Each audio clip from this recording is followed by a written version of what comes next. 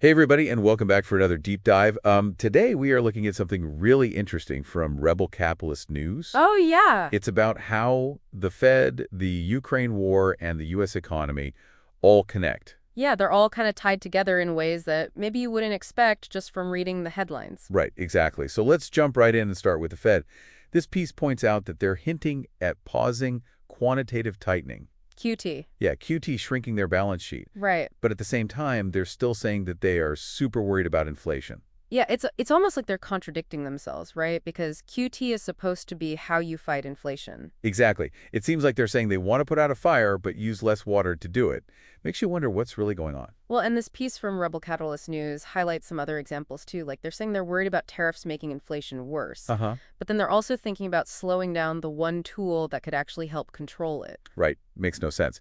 And then they're also worried about bank reserves going down too much because of QT. Yeah. But historically, the entire monetary system functioned just fine without these massive reserves. So are they making up problems? Well, it makes you wonder, right? Like, what are they really trying to do here? Are they just trying to manage the markets and how the public sees things? Or is it really about the economy? Right. Or are they trying to control the story more than actually fix anything? Yeah, it's something to think about. For sure. Okay, so let's switch gears for a second and talk about Ukraine. There's been this whole back and forth between Trump and Zelensky, Oh, yeah, with Zelensky saying that Trump is living in a disinformation bubble, right. while also saying that Ukraine is not for sale. It's kind of ironic, isn't it? If Ukraine really has all the support from its people, like Zelensky says, Yeah.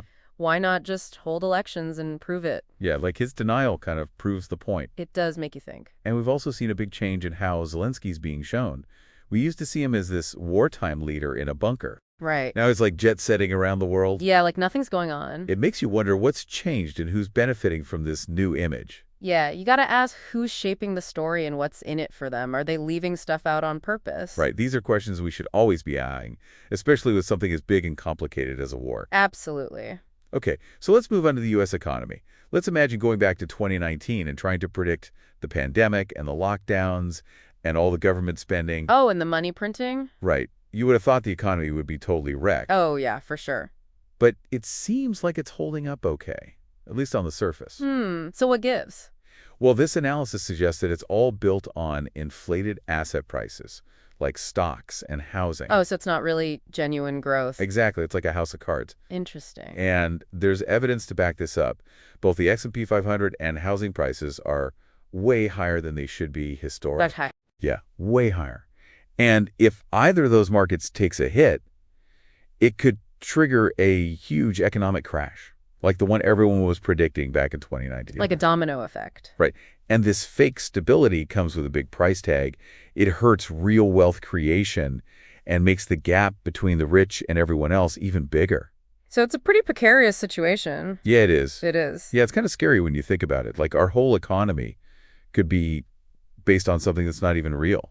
Well, that's the thing, isn't it? Real wealth isn't about some number on a screen. It's about the things that actually make a life better. Like being able to afford food and having a safe place to live. Exactly. Basic needs. Yeah, and when those asset prices get so out of whack, it's like we're living in a fantasy A world. bubble. Right? People might feel rich, but doesn't mean their lives are actually better. And remember that thought experiment we talked about before, like what we thought would happen after the pandemic? Yeah.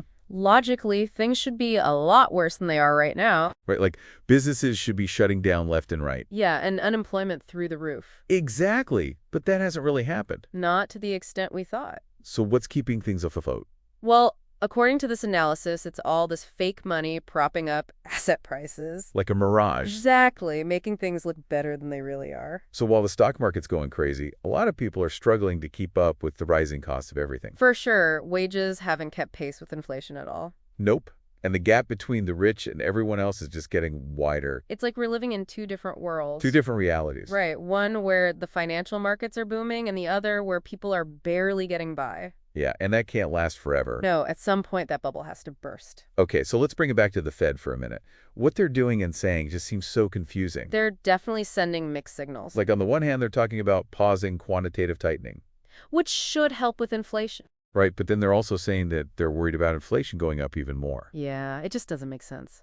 And this piece gives some specific examples of this, like the Fed is worried about tariffs making inflation worse, But then they're thinking about slowing down the one tool that could help fix it. It's like they're afraid of their own medicine. Exactly. And then there's the thing about bank reserves. They're worried about them going down too much because of QT. But we already talked about how the system worked fine without those huge reserves in the past. So what's the real issue here? It makes you think maybe it's not just about the economy. Right, maybe there's something else going on. Like, are they more worried about controlling things than actually fixing them? Controlling the narrative. Yeah, shaping the story. Okay, let's get back to Ukraine for a second. There have been some pretty big developments. Especially that whole thing between Trump and Zelensky. Yeah. Zelensky basically accused Trump of being in a disinformation bubble, While also saying that Ukraine is not for sale. which is kind of a contradiction in itself, don't you think? Yeah, it is. I mean, if Ukraine really has so much support, why not just hold elections? Exactly, prove it. His denial almost seems like he's admitting something's not right. Very interesting. And then there's how Zelensky is being portrayed now. It's totally different from before. Right. Remember when he was the brave leader hiding in a bunker? Yeah, now he's like a celebrity traveling the world. It makes you wonder what's changed and who's pulling the strings.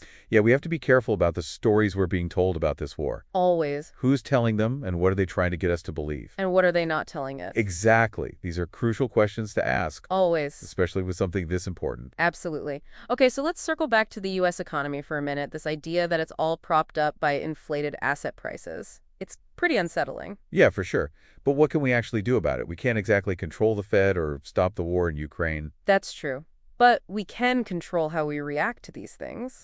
So how do we deal with all this economic uncertainty? Well, the most important thing is to be prepared. Okay, but how? Think about building a strong local network. Like connecting with my neighbors? Yeah, exactly. Get involved in your community, support local businesses. That makes sense. Communities can help each other out when times get tough. Right. And when you support local businesses, you're not just helping your community, you're also making yourself less reliant on big corporations and global supply chains. So it's about building resilience. Exactly. Creating a safety net. This is where that think and act locally idea comes in. Exactly. It's all about empowering people to make a difference in their own communities. Okay, so what else can we do? You mentioned learning valuable skills. Think about the skills that would be useful if the economy took a downturn. Like what? Things like gardening home repairs, basic first aid, financial literacy. So being more self-sufficient. Right, having a backup plan. And don't forget about staying informed, Absolutely, knowledge is power. especially in this day and age. We're bombarded with information all the time. Yeah, we have to be careful about what we believe. Don't just accept what you hear at face value. Right? Do your own research. Question everything. Okay, so we've covered a lot of ground today. We talked about the Fed and Ukraine and this whole idea of a fake economy. It's a lot to take in. But the good news is that there are things we can do to prepare, We can't control everything. but we can control how we respond, And we can focus on building a better future. starting right here in our own communities. Exactly. So remember, even though things might seem uncertain right now, there's still hope. Yeah, there's always hope. And there's always something we can do to make things better.